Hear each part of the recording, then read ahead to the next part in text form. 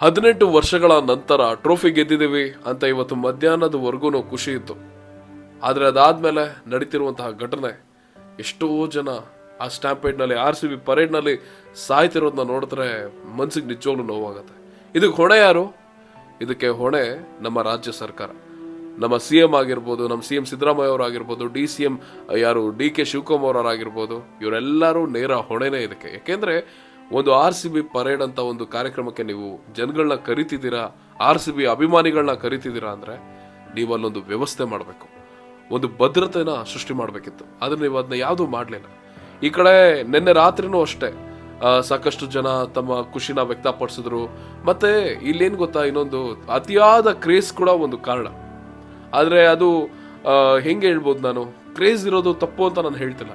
ಆದ್ರೆ ನಿನ್ನೆ ನಾನು ಕೂಡ ರೋಡ್ಗೆ ಹೋಗ್ಬಿಟ್ಟು ಜೈ RCB ಅಂತ ಎಷ್ಟು ಸುಮಾರು 1 ಅವರ್ ಹೋಗ್ಬಿಟ್ಟು ನಾನು ಮನೆಗೆ ಬಂದೆ.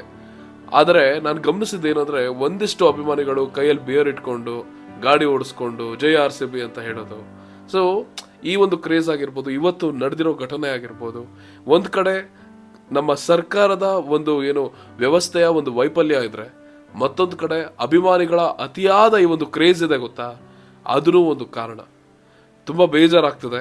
ಆದ್ರೆ ಇದಕ್ಕೆ ನೇರ ಹೊಣೆ ಬಂದ್ಬಿಟ್ಟು ಸರ್ಕಾರನೇ.